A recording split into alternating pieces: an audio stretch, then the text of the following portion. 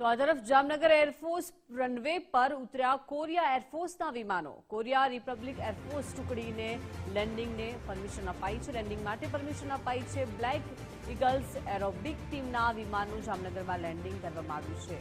9T-50B વિમાન અને એક C-30 વિમાનનું જામનગરમાં લેન્ડિંગ કરવામાં આવ્યું છે. કસ્ટમ્સ અને ઇમિગ્રેશન પણ ઉપલબ્ધ કરાવવામાં આવ્યા છે. વધુ માહિતી સાથે સંવાદદાતા નથુ જોડાઈ ગયા છે.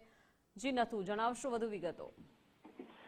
જામનગર એરફોર્સ દ્વારા કોરિયન રિપબ્લિકન એરફોર્સ ટુકડીનું સફળતાપૂર્વક લેન્ડિંગ થયું હતું, કારણ કે જે કોરિયન એરફોર્સના જે 9T-50B અને એક જે C-130 જે જમ્બો જે છે પ્લેન, જે 10 પ્લેન હતી સવારી હતી, તેનું તારીખ 31 જાન્યુઆરીના રોજ એને પરમિશન માંગવામાં આવી હતી કે અમારે ફ્યુલ અને ટેકનિકલ સહિતની જે ઉણપો છે જેને દૂર કરવા માટે અમે જે છીએ જામનગર એરફોર્સનો સહારો લઈએ છીએ. જે મળતાની સાથે જ જામનગર એરફોર્સ દ્વારા પરમિશન આપવામાં આવી હતી અને આ 10 પ્લેન છે જેનું સફળતાપૂર્વક લેન્ડિંગ થયું હતું. ત્યારબાદ લગભગ 12 કલાકના અંતરે જે બધી ખામી હતી તેનું સોલ્યુશન આવ્યું હતું અને ટેકનિકલ ખામી જે છે દૂર કરાઈ હતી.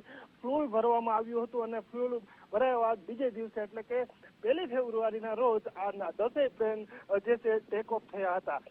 કોરિયન ટુકડી જે છે તે જે છે કસ્ટમ અને ઇમિગ્રેશનની જે કાર્યવાહી છે તે એરફોર્સ સ્ટેશન પર જ જે છે તે પૂર્ણ કરવામાં આવી હતી.